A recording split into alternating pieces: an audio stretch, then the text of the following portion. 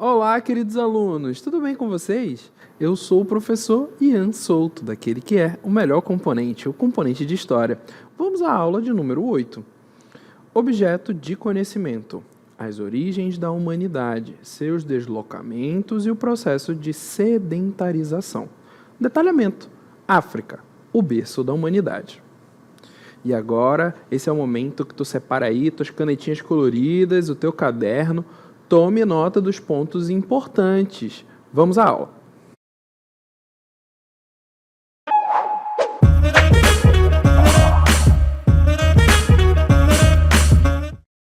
Olha só que maravilha, né? A nossa aula tem uma temática muito importante, né?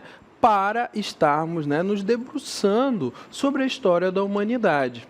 E nós vamos falar especificamente de um continente riquíssimo, de um continente que apresenta uma diversidade cultural, geográfica e também humana, né? Estamos falando de qual continente?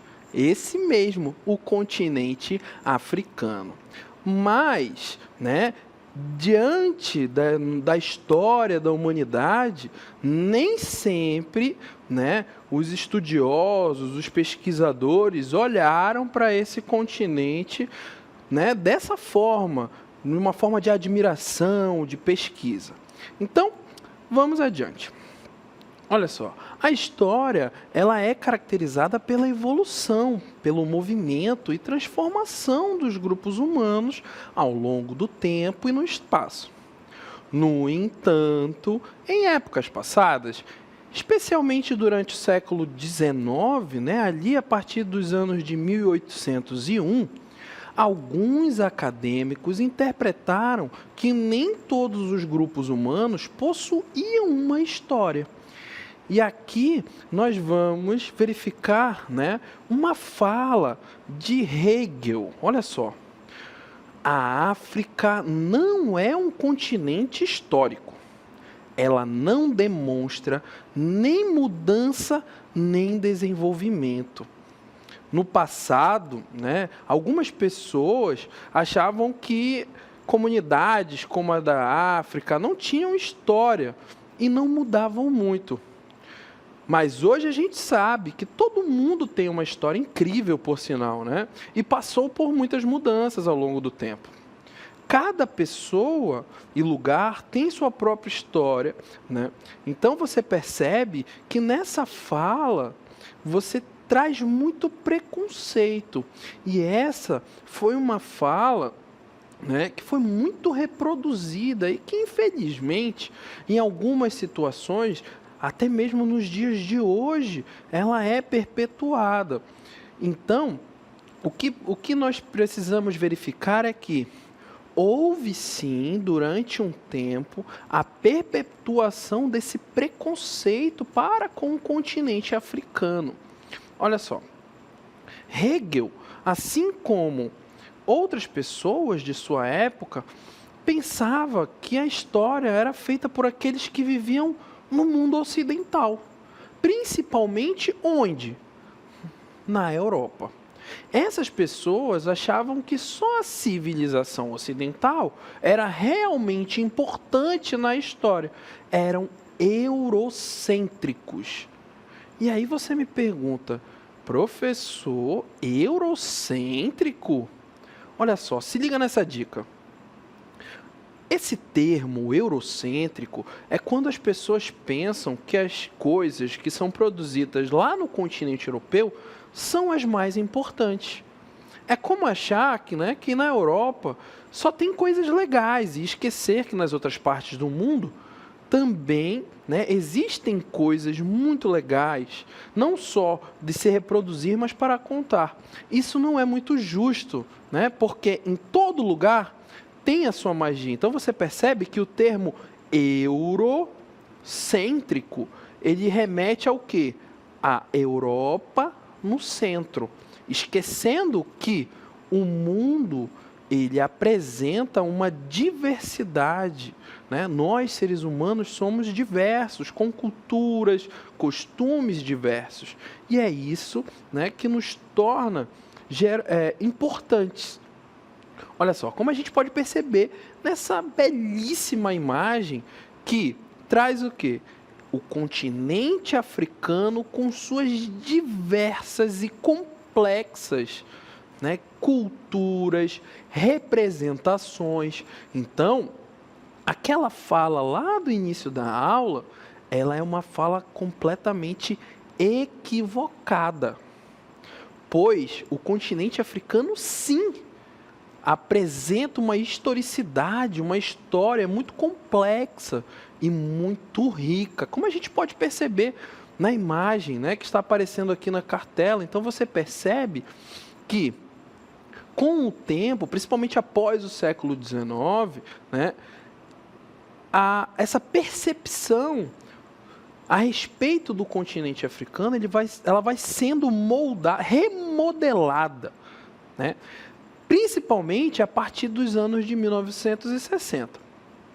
As ideias, né, que essa ideia que a África não possuía uma história, a partir de 1960 ela foi deixada de lado. E tanto os pesquisadores quanto a sociedade mundial foram percebendo que a reprodução, que o continente africano não tinha história, era uma reprodução racista, né? E que não era justo com as pessoas que estavam, né, dentro do continente africano, geralmente, especificamente, né, produzindo arte, produzindo música, né, gerando uma cultura riquíssima e extremamente vasta dentro do continente dentro do continente africano. Olha só, é preciso desconstruir preconceitos. A evidência científica reforça que todos, independentemente do seu gênero, compartilham a mesma raiz, né? Então, nós, seres humanos, nos originamos, né? Nós partimos de uma origem que ela vem do mesmo ponto. Mesmo que tenhamos características distintas e diversas, mas temos uma raiz em comum, né? Independente dos formatos dos olhos, dos traços faciais ou da tonalidade de pele, essas diferenças perdem, né, a sua relevância quando refletimos sobre a nossa origem comum. E é por isso, né, que esse assunto é extremamente importante, falarmos justamente da importância do continente africano como berço e origem, né, da humanidade, assim como termos a consciência que dentro do continente africano, esse continente apresenta uma diversidade gigantesca de cultura. Olha só, as civilizações antigas africanas, né, contam narrativas fascinantes, abordam tanto os momentos positivos quanto os desafios enfrentados por mulheres, homens em seu cotidiano, repletos de sonhos, memórias, tradições, como em todas as sociedades. Diferentemente das histórias que algumas pessoas contam sobre a África, muita gente está começando a estudar esse lugar. E isso é muito legal. Ainda temos muitas coisas, né, para descobrir, aprendermos. A África, ela nem sempre foi importante e teve a sua devida importância, né, mas hoje é importante que a gente dê esse destaque não somente para o continente, mas para as pessoas, né, que lá estão. Olha só, o continente africano, regiões e povos. Explorar a história dos diferentes povos que viveram na África e descobrir quando eles aprenderam a controlar o fogo e cuidar de animais e plantas é um desafio, né? Dizem os especialistas e os pesquisadores. Acredita-se que grupos de Homo sapiens, isso quer dizer os homens, né, que sabem, começaram na África há cerca de 70 mil anos atrás e depois se espalharam pelo mundo. Eles podiam andar a pé, conversar usando a linguagem e até dominar o fogo. Pode parecer incrível, mas há 5.000 a 10.000 anos, o deserto do Saara, né, que fica no continente africano, não era um lugar árido. Pelo contrário, era cheio de animais e plantas. Esse período é chamado de Saara Verde ou Saara Úmido. Durante essa época, as pessoas começaram a praticar a agricultura, domesticar os animais, por volta ali de 2.000 anos antes de Cristo. Agricultores começaram, né, a plantar arroz e alguns tipos de inhame. A domesticação de animais e plantas foram um passo importante para esses povos, justamente, né, esses povos que têm a sua origem dentro do continente africano e, né, vão começar a desenvolver ali características próprias, tanto culturais quanto, né, geográficas. Afinal de contas, vale ressaltar que o continente africano, justamente pela sua vastidão territorial, ele apresenta diversas características, né? Em algum local é um pouco mais quente, em um outro é quente e úmido, em um determinado lugar, como no deserto do Saara, que já foi, né, uma área verde, hoje é uma região árida. Então você compreende que esses povos que lá existiam e que lá foram se desenvolvendo vão apresentar características diferentes, tanto de organização social quanto, né, de lidar com a natureza. Na Idade do Bronze e na Idade do Ferro, né, cidades começaram a se desenvolver e o comércio marítimo tornou-se importante no norte da África. Invenções como o bronze e a escrita foram introduzidas no norte do continente, através do Oriente Médio. Mas a parte sul do Saara não teve essas influências, tá? A África tem 3 grandes zonas climáticas. Esse é um ponto muito importante da nossa aula. Olha só, o deserto do Saara, a savana e a floresta equatorial. As diferenças entre as pessoas no norte, do centro e do sul da África têm essa relação, né, justamente de como cada grupo lidava com as condições naturais dessa região. Bom, a primeira na qual iremos analisar é o Saara, né, que é o deserto mais quente do mundo. O Saara é um deserto enorme, fica na região norte da África. Ele é tão grande que cabem mais ou menos 100 países dentro dele. O Saara, né, ele apresenta essa vastidão geográfica com um clima muito quente. Olha só, pode fazer, inclusive, mais de 50 graus Celsius. E à noite pode fazer tanto frio que até a água pode congelar. Então você percebe que são situações extremas. O Saara também é um lugar muito seco. Não chove muito por lá. Por isso, a água é muito rara. Mas, apesar de ser um lugar tão quente e seco, o Saara é um lugar muito bonito, né? Lá você pode ver dunas, montanhas, vales, e também é um local muito importante para a história humana, né? Afinal, há milhares de anos o Saara era uma floresta, mas por causa do clima, né, a floresta foi se transformando em deserto. Então, já verificamos, né, a condição mais ao norte do continente, que é o Saara. Agora vamos à savana. As savanas são um tipo de bioma que fica entre as florestas e os desertos. Elas são caracterizadas por uma vegetação rala, composta principalmente de gramíneas, árvores e arbustos. As savanas são encontradas em regiões tropicais e subtropicais de todo o mundo, incluindo África, Ásia, América do Sul e Austrália. Essas savanas, né, a savana ela é muito importante para o habitat, né, para uma grande variedade de animais, incluindo grandes mamíferos, como leões, elefantes, girafas. E esses animais são adaptados às condições climáticas das savanas, que são caracterizadas por uma estação seca, né, de seca longa, e uma estação chuvosa curta.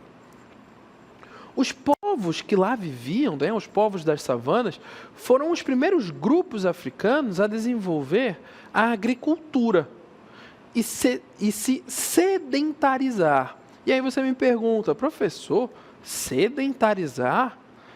Que vem de sedentário. Então, acredita-se, né, que diante dessas condições, você tem, diante da savana, esse processo de sedentarização. Então, o grupo dos hominídeos deixa de ser nômade e começa, né, a se fixar em determinados locais.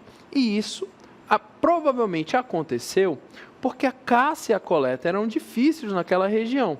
As savanas são um lugar desafiador para viver, mas também são um lugar de beleza e diversidade. Então, já falamos até então do Saara, né, que até então era o Saara Verde, mas que com o passar, né, dos milênios tornou-se uma região árida.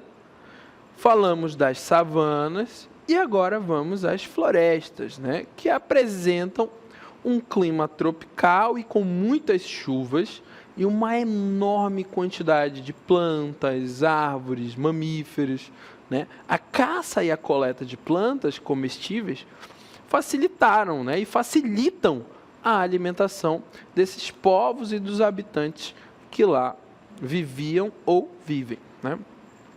A organização social dos povos da floresta, como a dos pigmeus, ela é conhecida pelos estudiosos. Sabe-se, porém, que eles desenvolveram técnicas apuradas de caça, né, e aos grandes e pequenos animais. Então você já percebeu que o continente africano ele apresenta não somente uma diversidade cultural e social e de organização, mas também essa diversidade, né, essa grande quantidade de diferentes regiões com diferentes características climáticas vai também ser o ponto, né, um dos pontos principais dessa diversidade diante do continente africano. E, continuando, nós vamos falar a respeito de um território mais ao sul, né, que é o Sudão. O território ao sul do deserto do Saara é também conhecido como Sudão, e que significa Terra dos Negros. É uma região enorme que abriga uma grande diversidade de povos e culturas. Por milênios, essa região foi habitada por povos diferentes, né, e de organizações sociais diferentes. Haviam povos nômades, pastores, agricultores e até mesmo reinos poderosos. Os povos do Sudão, né, praticavam o comércio e tinham contato com outros povos da África, mas esse isolamento geográfico dificultava o contato com o resto do mundo. A costa do continente africano é pouco recortada, dificultando a construção de portos. Além disso, os rios da África são, em geral, não navegáveis. Esse isolamento geográfico contribuiu para o desenvolvimento de culturas únicas e distintas no Sudão. Um ponto muito importante da nossa aula é justamente estarmos antenados à não reprodução de falas preconceituosas a respeito da homogeneidade do continente africano. E aí você me pergunta, homogeneidade? Que palavra difícil, né? Que é basicamente o quê? Tratar como se todos fossem iguais. Esse é um ponto importante de deixarmos de lado essa homogeneidade e compreender que, diante do continente africano, nós lidamos com a diversidade, com a pluralidade, com os diversos. E que essa diversidade, esses múltiplos, eles apresentam conexão também com as diferentes regiões. Então, você percebe o quê? Que o continente que é considerado o berço da humanidade, ele por si só já apresenta uma característica incrível dos seres humanos, que é o quê? A diversidade. Ninguém, né, é igual ao outro. Então, a beleza está justamente em reconhecer que os grupos humanos vão se desenvolver, evoluir, né, perante o diverso. Então, dentro da história, né, da humanidade, nós vamos percebendo justamente o que essas diferenças de lidar tanto com a sociedade, a organização política, tanto de lidar com as características geográficas daquela região. E é isso, né, que vamos percebendo ao longo da história humana e que vamos percebendo ao longo, né, do desenvolvimento do nosso componente, que é o componente de história. Um ponto importante é que a nossa incrível diversidade humana.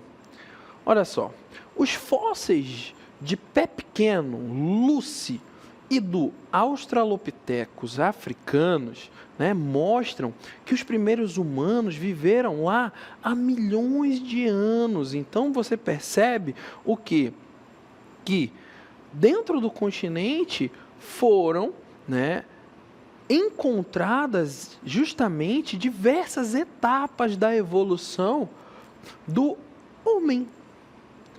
Então você percebe que ao longo da história, esse processo evolutivo, né, de mudanças, de adaptações, ele está completamente linkado à diversidade territorial do continente africano.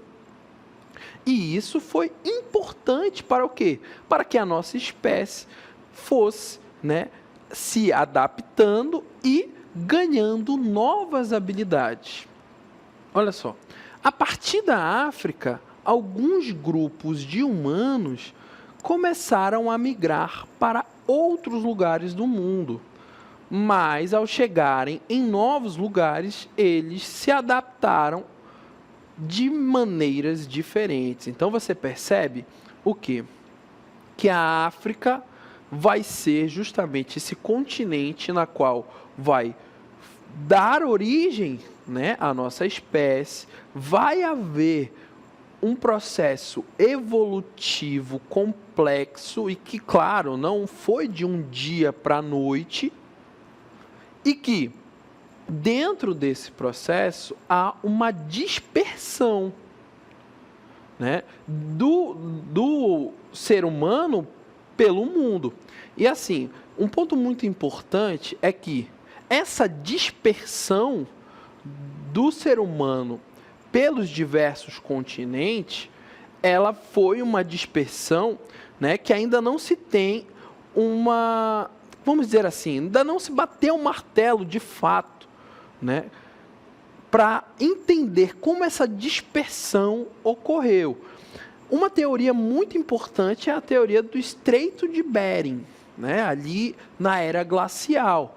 Mas, né, atualmente, com um avanço, principalmente daquelas que são, né, vamos dizer assim, as ciências que ajudam no estudo da história, como a arqueologia, a geografia, né, percebe-se que algumas produções, tanto de instrumentos ou de pinturas rupestres, não batem com a teoria do Estreito de Bering. Então, para você perceber a complexidade que é lidar com o processo evolutivo humano e que, até os dias atuais, você ainda há avanços, né, para compreender a dispersão dos seres humanos e dos homens pelo mundo, tá?